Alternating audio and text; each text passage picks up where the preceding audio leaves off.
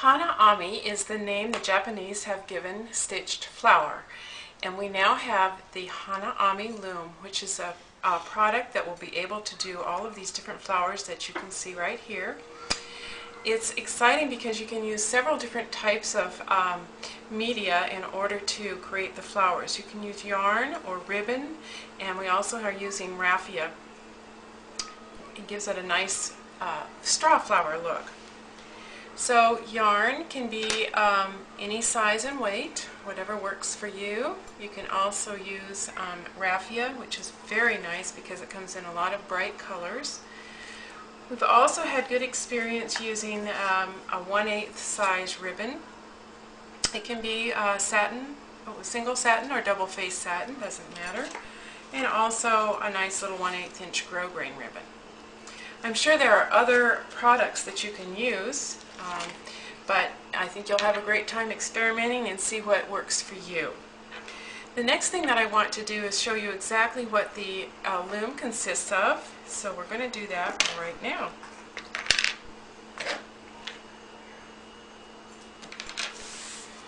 The loom comes quite compact, and it has a base and a lid. We're going to take the lid off, and inside you'll have 6 different types of looms. We've got the large circle, the medium circle, and the small circle. We have a large square, a hexagon, and a small square. We also have a center post that's used if you're going to just do half of a flower, and that is removable as well. It also comes with a darning needle, which we use to do our centers. This is your base to which all of the different looms will fit, and as you work, this will hold it steady so that you can have a nice free motion when you string the loom. So we're going to start with a very simple circle, and we're going to insert the circle into the base.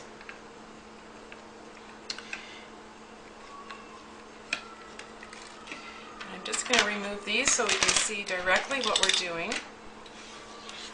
This will give you a really good idea of how this basic stringing of the loom goes. If you'll notice, on the outside edge of the base there are 4 rectangular holes. They're all 4 sides. What we do there is feed our thread down through the rectangular hole, and there is also a notch that's fit right in here. What we're going to do is do a simple overhand tie, and we're going to just cinch our thread or yarn right up into that notch. And what that will do is hold our yarn taut so that as we're stringing the loom, it won't come apart. The next thing that you need to do, and I'm going to turn this so that it's visible for you, I come up directly between the lowest and the highest peg, run my yarn around the top peg, and come straight down to the opposite side. The next thing we're going to do is circle around that base peg, come up clockwise to the second peg, and go directly diagonally across to the peg on the right hand side of where you started. That is the routine all the way around. Now I found that it's really easy to turn my loom as I'm stringing it. Intuitively it seems to just go a little bit faster, it's comfortable, I seem to not miss a peg when I do this. You of course will find a method that works for you and that's easy. There's always more than one way of stringing a loom. So you're going to go around the pegs one right after the other, again in a clockwise motion, going directly from one peg to the opposite peg.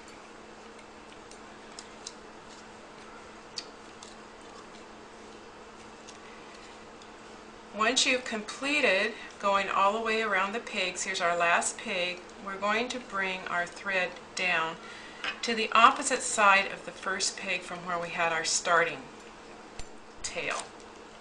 The next step is to just loosen up this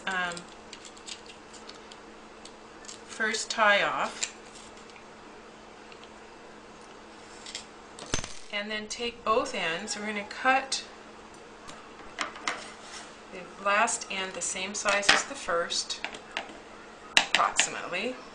And we're going to tie this off in a very simple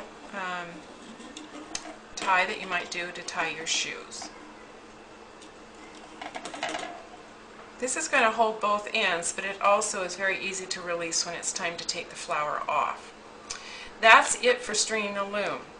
Now the next thing we want to do is we want to darn all of the flower together so it doesn't fall apart. And what you'll do for that, and I'm going to show you a very simple method, you will take contrasting yarn if you like, thread your darning needle, pull off plenty of yarn to be able to go around your center continuously. And what we're going to do is come up through the center, and you kind of have to just eyeball it, doesn't have to be exact. And from back to front, you're pulling your thread through. You want to hold the tail end as you get started here so that it doesn't come all the way through. I consider a petal to be that which is wrapped around a peg, so I'm going down through the center of a petal from the front to the back and just cinching up on that. Again, I'm going to find my center, bring my darning needle up through the center, go down through the middle of a petal. And again, I'm going to say it, the middle of the petal is the middle of a loop that is around a peg. Once you repeat going through the center several times, because we're going to do this through every single petal around the loom, you'll start to get a really nice, clear, make no mistake about it, center. And then you won't have to hunt for it like I'm doing right now. Pulling up, here's the petal, we're going down through the petal to the back. Pull that, and come up again through the center.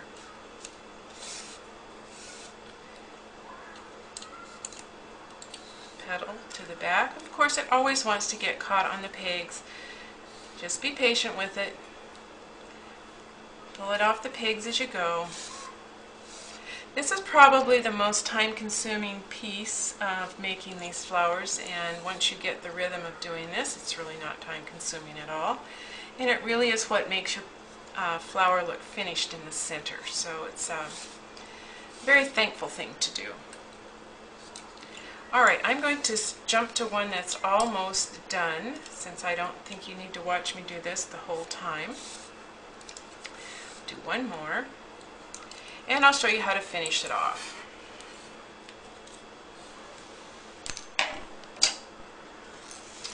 Okay, on this one we have one more petal to go through, so I'm coming up to the back.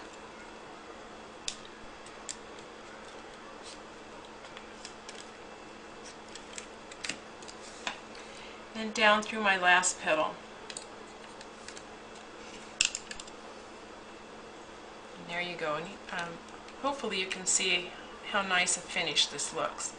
The next thing we're going to do is just release the ends that you tied in your bow tie off the edge of the base and remove your loom. Now, most of the things that are done with yarn are done for garments, scarves, belts, headbands, handbags, a lot of different things. And sometimes most of the time you want the back to look as nice as the front. So in this case, I'm going to take that first end and make sure I lock it in with the end that I've been darning with, and run the tail through the back. So in terms of knitting speak or crochet, we're going to weave the ends in.